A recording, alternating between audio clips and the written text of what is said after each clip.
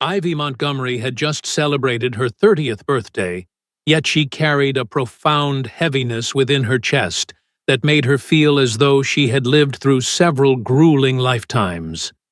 Nestled within the breathtaking rolling landscapes of the Shenandoah Valley in Virginia, a region famously known for its sweeping mountain vistas and sprawling elite agricultural estates, she lived a life completely hidden from the affluent grandeur.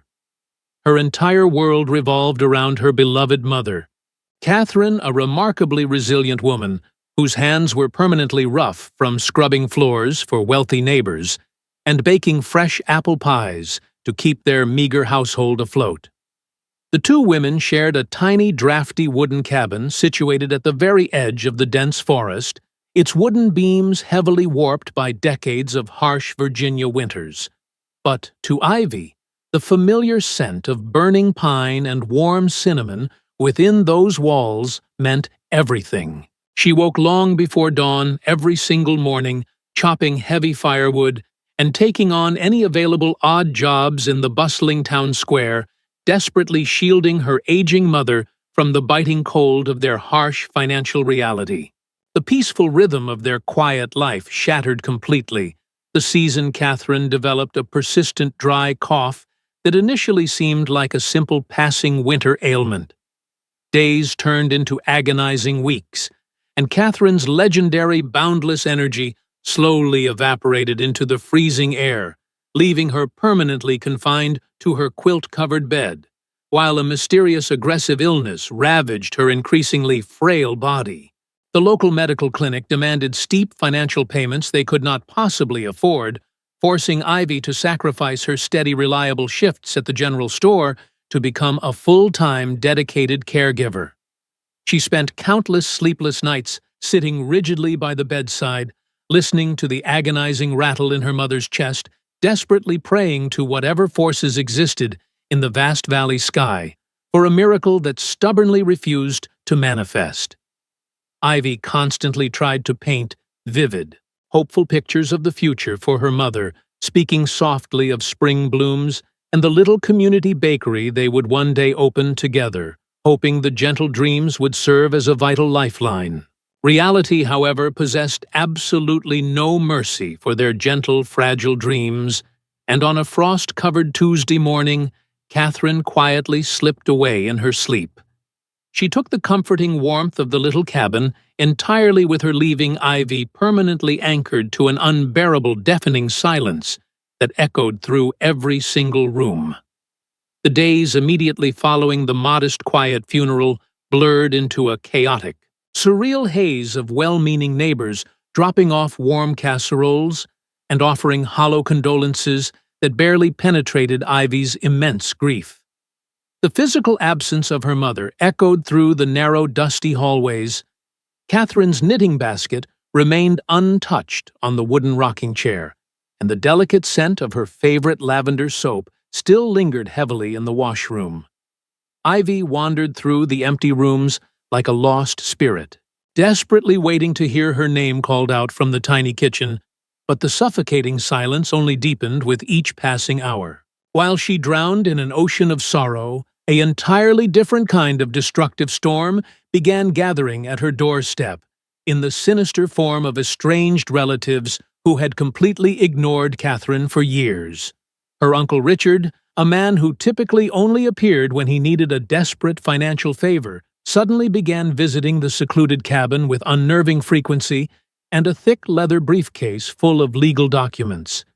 He wore a carefully crafted mask of deep familial concern, speaking in rapid, highly confusing terms about overdue property taxes, unpaid municipal fees, and the urgent absolute need to update the cabin's ancient deed to protect Ivy from government seizure.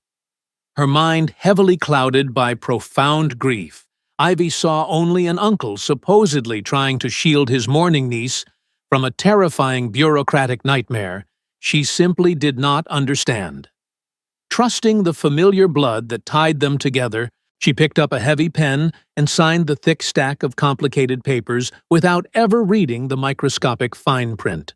That single trusting stroke of ink rapidly became the most devastating, catastrophic mistake of her entire life, altering her destiny in ways she could never have anticipated. 6 agonizing months later, a man dressed in a sharply tailored suit knocked aggressively on her front door, accompanied by the local county sheriff to coldly inform her that he was the brand-new legal owner of the property. Ivy stared at the stamped eviction notice in absolute paralyzing disbelief, pleading desperately that there must be some terrible mistake, crying that she had lived within those log walls since she was a newborn baby. The official legally binding documents told a cold, entirely undeniable story. The beloved cabin had been legally sold, the property deed permanently transferred, and the ruthless buyer possessed every legal right to force her out into the cold. Panic rising sharply in her throat, Ivy drove her rusted truck to Richard's house, called his phone countless times, and searched every local diner, only to find that her uncle and the rest of the estranged family had completely vanished with the profits. They had viciously preyed upon her absolute lowest moment, weaponizing her deep grief and innocent ignorance of complex property law to steal the only sanctuary she had left in the world. Having absolutely zero financial savings to hire a competent attorney, and lacking the emotional fortitude to fight a drawn-out, highly expensive legal battle, Ivy was violently forced to accept the bitter, crushing defeat. On her final tear-filled morning in the beloved cabin, she meticulously packed her entire life into 2 worn leather suitcases, taking only her simple clothes and a small, precious stack of Catherine's faded photographs. She paused heavily at the threshold, her trembling fingers lingering on the wooden door frame where her mother used to proudly mark her height as a child, feeling the profound loss carve a second hollow space into her chest. With the biting Virginia wind whipping her face, she walked away from her childhood home forever. Entirely unsure of where she would sleep that night, Ivy ended up sitting quietly in a secluded corner booth at a bustling, neon-lit roadside diner on the outskirts of the town, nursing a single cup of black coffee she had managed to pay for with her few remaining coins. A kind-hearted, perceptive diner owner named Martha noticed the heavy tear tracks cutting through the dust on Ivy's pale cheeks, and sat down across from her, offering a warm slice of cherry pie and a highly sympathetic listening ear. After hearing the tragic, infuriating story of the stolen cabin and the family betrayal, Martha mentioned an older, eccentric gentleman named Arthur, who ran a modest goat farm out in the rugged, rocky foothills. Martha softly explained that Arthur could not offer much of a monetary salary, but he was in desperate need of a reliable farmhand and promised a dry room and 3 square meals a day for anyone willing to endure the grueling labor. Facing the terrifying looming prospect of freezing on the unforgiving streets, Ivy thanked the kind woman, picked up her heavy suitcases, and began the long, exhausting trek toward the foothills. The unpaved dirt road leading to Arthur's secluded property seemed to stretch on forever, winding endlessly through dense pine forests and rocky terrain until it finally opened up to a humble, weathered agricultural farm. There were no grand wrought iron gates or expensive thoroughbred horses like the neighboring wealthy estates possessed. Instead, there were sturdy rustic wooden fences, a couple of aging barns, and dozens of vocal goats roaming the vast pastures. An older man with silver hair and a deeply lined face sat peacefully on the front porch, his steady, observant gaze evaluating Ivy as she approached, completely out of breath, but radiating a quiet, undeniable determination. She introduced herself softly, laying her desperate, heartbreaking situation completely bare, speaking honestly of her mother, her uncle's unforgivable betrayal, and her absolute willingness to work herself to the bone in exchange for basic shelter. Arthur listened closely, without ever interrupting his weathered expression unreadable, until he finally nodded toward a small outbuilding and told her that her very first shift started precisely at dawn. The tiny room attached to the main barn held absolutely nothing but a narrow iron cot and a single window overlooking the sprawling pastures. Yet to Ivy, it felt like a royal, highly protected sanctuary. Her days began long before the sun crested the majestic Blue Ridge Mountains, involving hauling heavy bags of feed, repairing broken fence lines, and learning the stubborn, complex personalities of the goat herd, alongside an elderly, grumpy but kind farmhand named Samuel.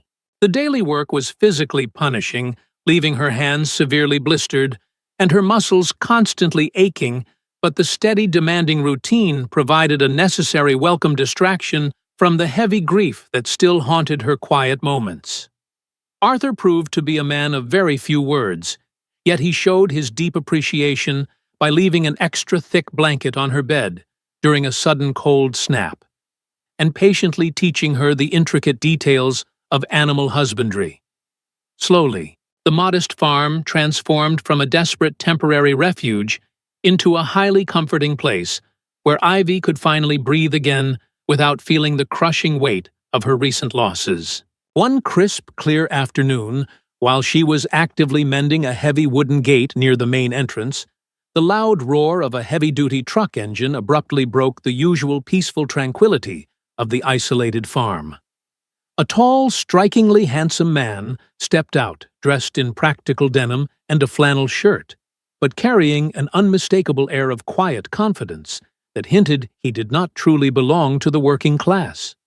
He greeted Arthur with a highly familiar, firm handshake, chatting easily about the changing seasons and the local livestock market, while Ivy continued her work, trying desperately to remain entirely invisible in the background. Arthur eventually waved her over, introducing the unexpected visitor as Edward Abbott, a deeply famous name that made Ivy's breath instantly catch in her throat. The Abbott family practically owned half the Shenandoah Valley. They were a massive dynasty of agricultural barons whose immense wealth and political influence completely dictated the local economy and social hierarchy. Expecting the typical, deeply ingrained arrogance characteristic of the valley's elite circles, Ivy was entirely disarmed when Edward offered a genuinely warm, highly respectful smile and a firm, polite handshake. He did not look at her heavily calloused hands or mud-stained boots with any trace of disdain. Instead, he asked highly insightful, intelligent questions about her daily work with the goats, showing a deep appreciation for the grueling nature of farm life. After that surprising initial meeting, Edward's truck began appearing at Arthur's farm with surprising, increasing regularity, always under the thin guise of checking on local agricultural trends or discussing feed prices with the old man. However, it quickly became highly apparent to everyone that Edward was actively finding every possible excuse to wander near the goat enclosures, leaning casually against the wooden rails to strike up long conversations with the quiet woman working there. The daily discussions started out incredibly simple, revolving entirely around the unpredictable Virginia weather and the stubbornness of the animals, but they gradually evolved into much deeper, highly personal exchanges of their respective histories. Edward confessed honestly that carrying the heavy Abbott name often felt like wearing a suffocating iron collar.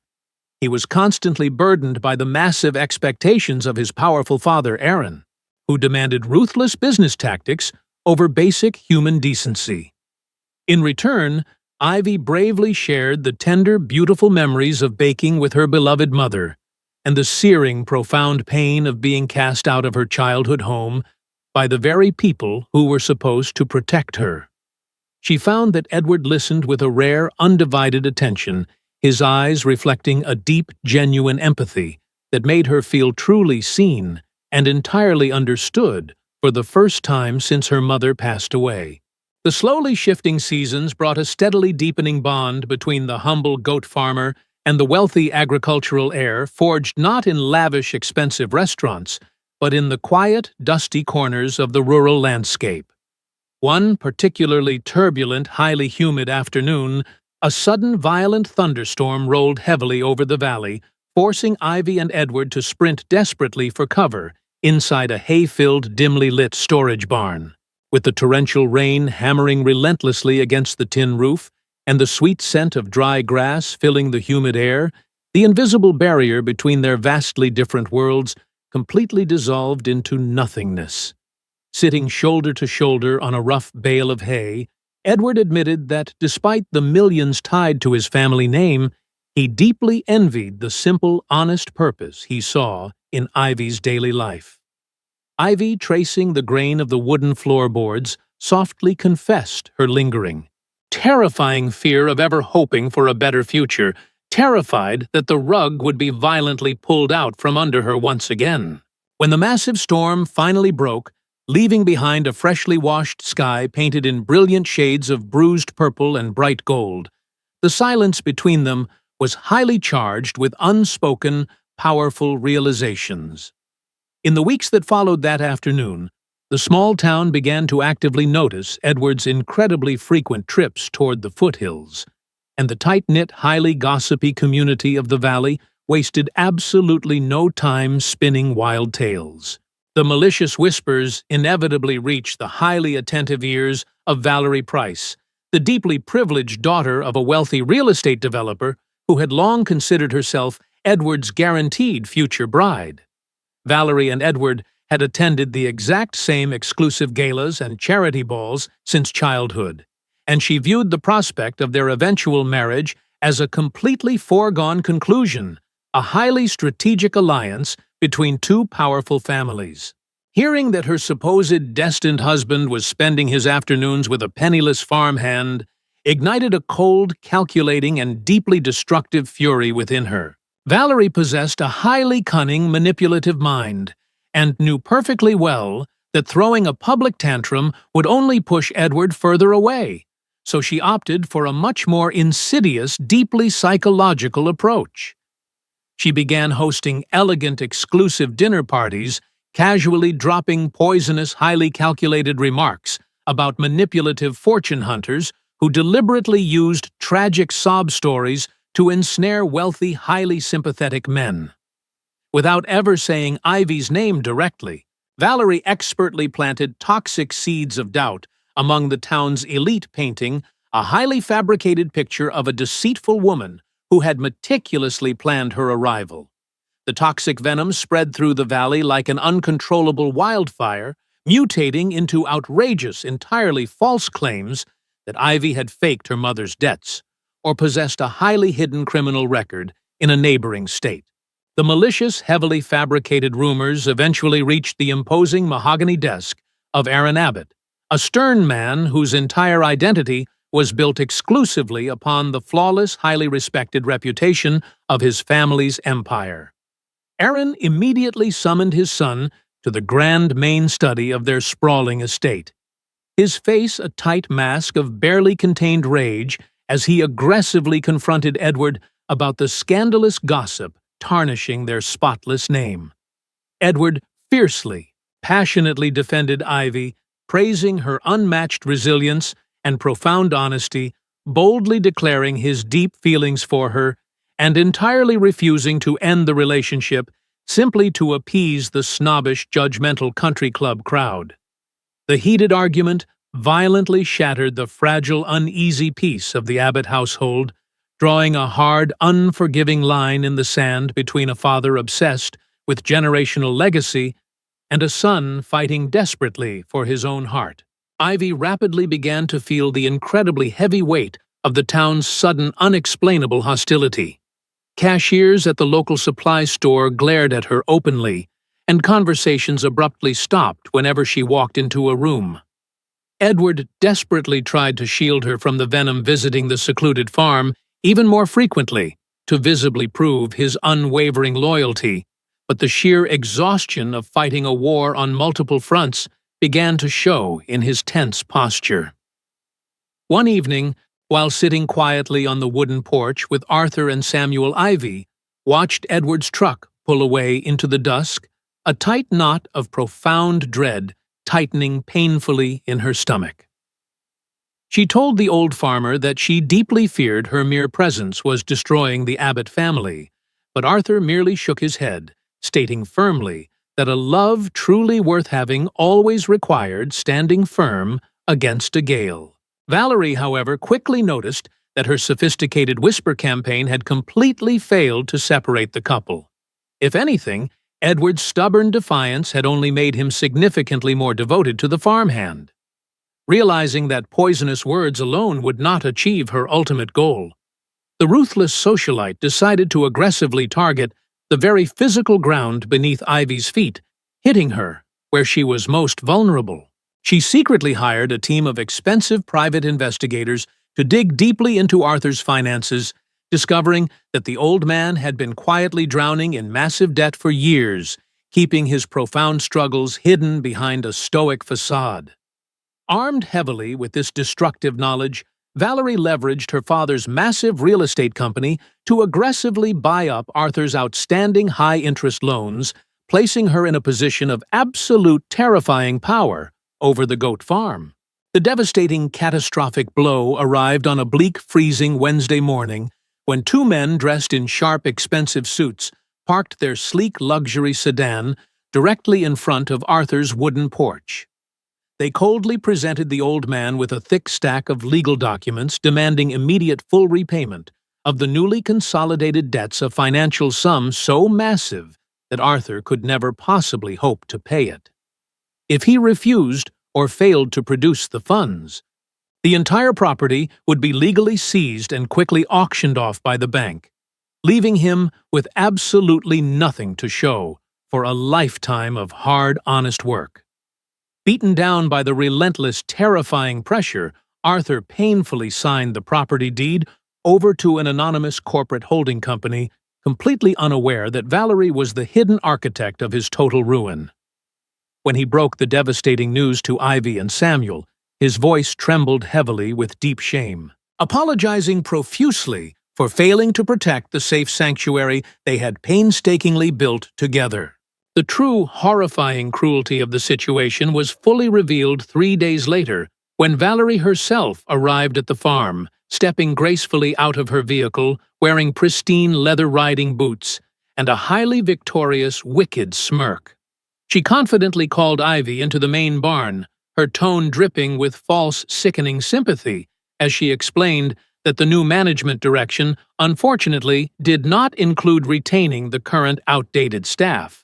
Valerie gave Ivy exactly 24 hours to pack her meager belongings and permanently vacate the premises, aggressively ensuring that Edward's beloved farmhand would be entirely removed from the valley once and for all.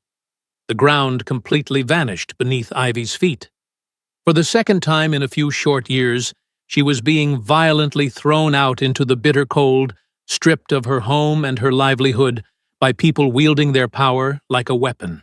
Edward drove frantically to the farm the exact moment he heard the terrible news, his face completely pale with shock and deep fury as he found Ivy strapping her 2 worn suitcases into the back of Arthur's rusted spare truck. He practically begged her to let him help, passionately offering to rent her a secure apartment in town or physically confront Valerie and his father. But Ivy gently, firmly pulled her calloused hands away from his desperate grasp. She explained softly that she loved him far too much to let him completely destroy his own life for her, and that she absolutely refused to become the helpless, dependent victim the town falsely accused her of being.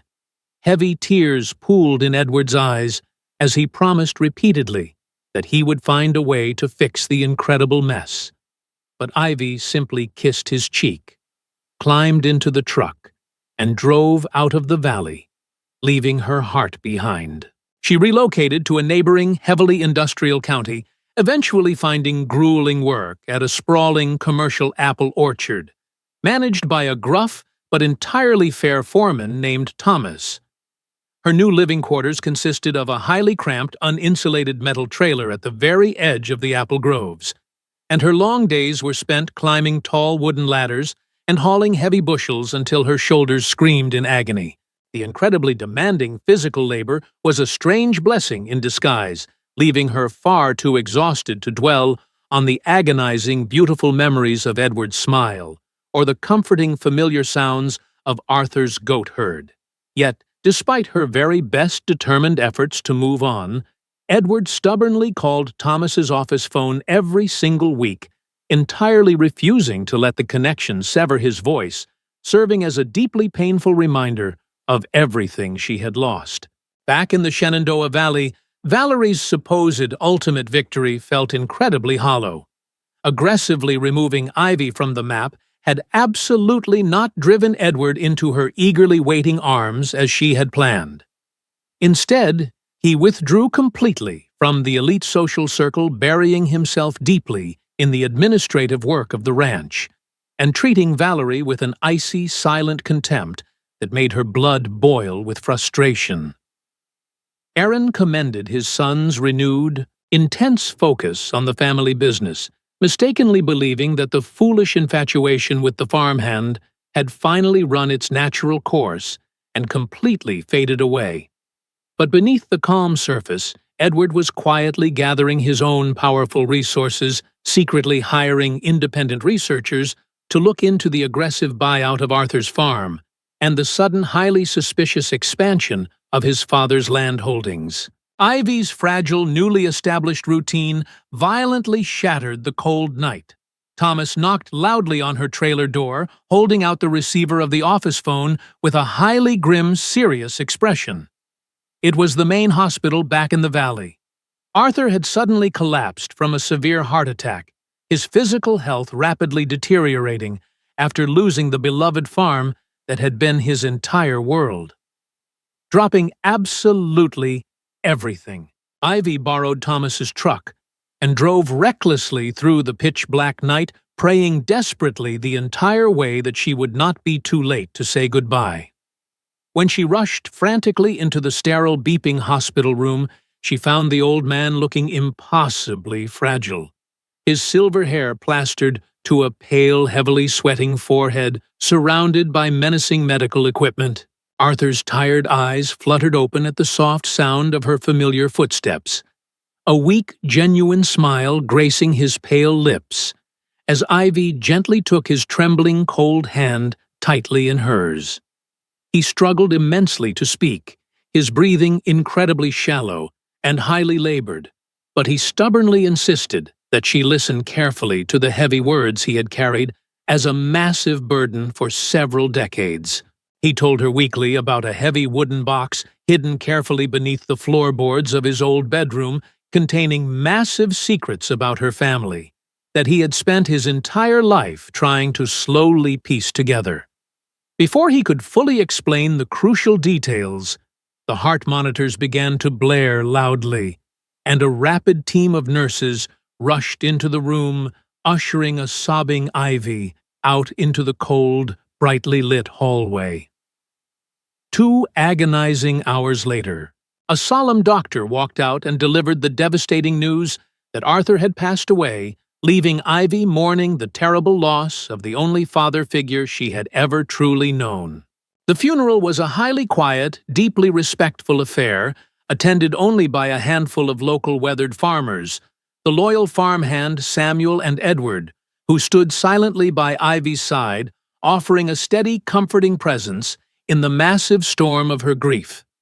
After the somber service concluded, Ivy nervously approached the lawyer handling Arthur's meager, simple estate, a sharp-minded, highly professional attorney named Raymond, who handed her a heavy, ancient wooden box. Raymond explained clearly that Arthur had left explicit, legally binding instructions that the box was to be given exclusively to her, along with the contact information of a highly skilled archivist named Eleanor he had hired years ago. Sitting quietly at the small kitchen table of her cramped trailer later that night, Ivy pried the rusted metal hinges open, revealing a thick stack of yellowed property deeds, old county maps, and deeply faded handwritten letters. As she meticulously unfolded the incredibly brittle, delicate documents, a specific name leaped right off the page, making her heart slam violently against her ribs. Helen Montgomery. Helen was her biological grandmother, a woman whose true history had always been a massive mystery to her mother, Catherine. But the papers in the box painted a highly shocking, entirely different picture of the past. The official deeds clearly indicated that the Montgomery family had once owned thousands of acres of prime, highly valuable grazing land in the Shenandoah Valley, a vast fortune that had completely vanished from the historical record. According to Arthur's extensive handwritten notes and the legal filings he had aggressively scavenged, the incredibly valuable land had been systematically stolen from her grandparents during a highly corrupt legal dispute exactly 50 years ago. The absolutely most devastating revelation lay hidden in the prominent names of the men who had ruthlessly orchestrated the massive theft, utilizing forged signatures and heavily bribed judges to strip the Montgomerys of their legacy. The primary beneficiary of the massively stolen acreage was the Abbott family, and the secondary beneficiary was the Price family, meaning the massive empires of Aaron and Valerie were built directly on the ruins of Ivy's bloodline.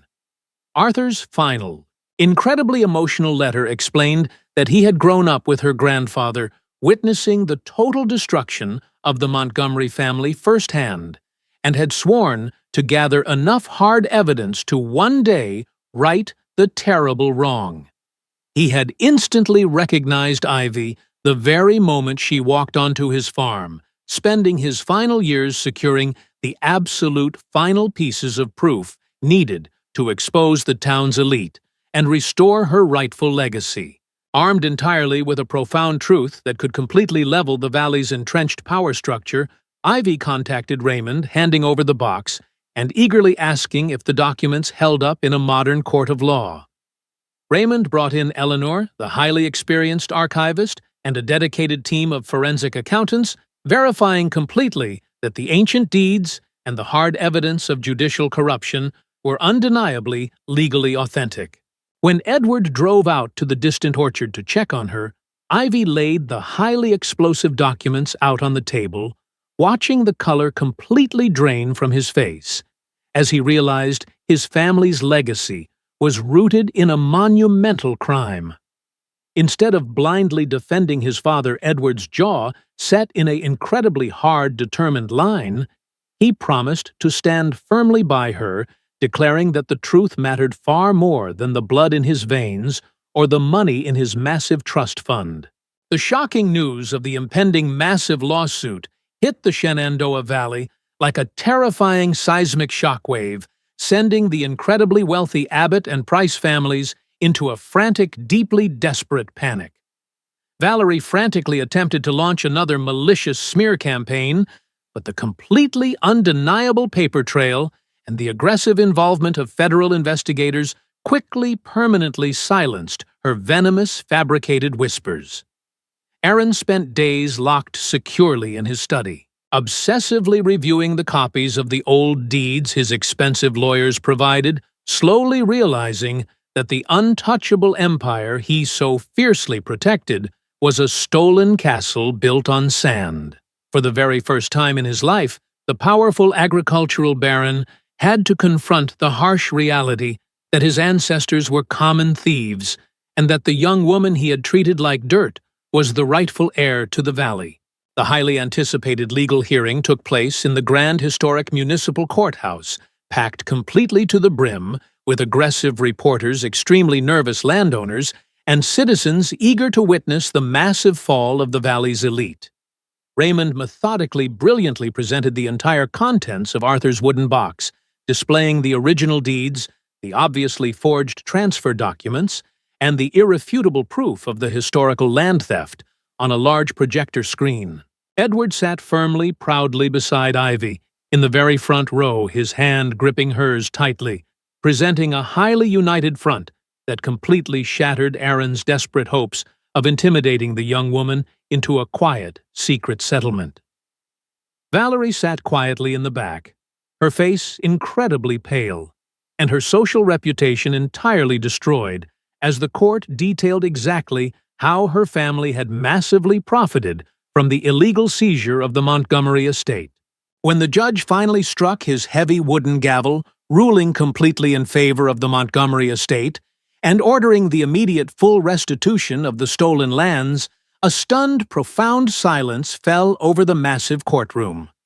The historic decision meant that Ivy was now the highly legal owner of a massive, significant portion of the valley, shifting the balance of power overnight and completely vindicating the immense suffering of her mother and grandparents.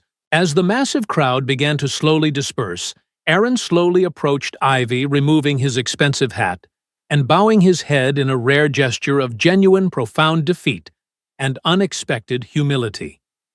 He offered a highly sincere apology, not just for the terrible crimes of his ancestors, but for his own immense arrogance and cruelty, admitting that she possessed far more character than anyone in his privileged circle. Ivy did not gloat or aggressively demand further vengeance. She simply accepted his apology with quiet, remarkable grace, stating clearly that her only true desire was to build a future completely free from the dark shadows of the past.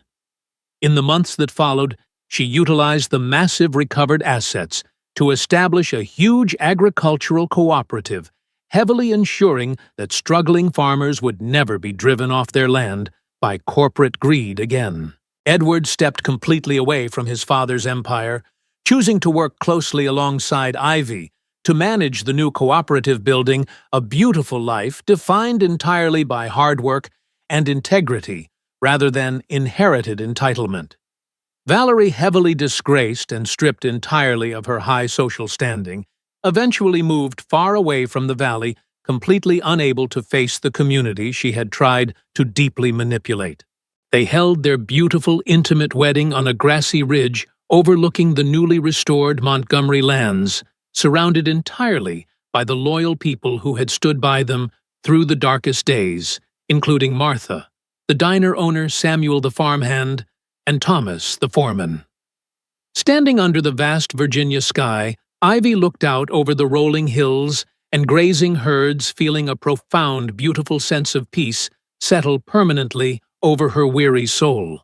The incredibly long journey from a penniless, heavily grieving daughter to the proud steward of her family's massive legacy had been forged entirely in the hot fires of betrayal and immense loss. Yet as she held Edward's hand, she knew completely that every single tear shed had paved the hard way to this incredibly beautiful redemption. As we journey through the unpredictable and frequently harsh seasons of our complex lives, it is incredibly important to recognize that the heaviest burdens we are unfairly forced to carry often serve to deeply strengthen our ultimate resolve. We will frequently encounter self-serving individuals who attempt to manipulate, deceive, and cruelly dismantle our hard-earned stability simply to satisfy their own hollow ambitions. However, the most genuine and enduring victories are rarely achieved through loud, aggressive vengeance. Rather, they are quietly forged through an unyielding commitment to discovering the profound truth and preserving our moral integrity. When we patiently endure the frightening storms without ever losing our capacity to love and genuinely forgive, we eventually uncover an incredible, resilient strength we never knew we possessed. Ultimately, an authentically rich and deeply meaningful life is absolutely never measured by the financial wealth we accumulate, but by the quiet dignity with which we consistently choose to walk the challenging road toward genuine justice. It is through remaining steadfast in our integrity, even when the world attempts to break us, that we reclaim our profound humanity, leaving behind a legacy of profound healing for the generations that follow.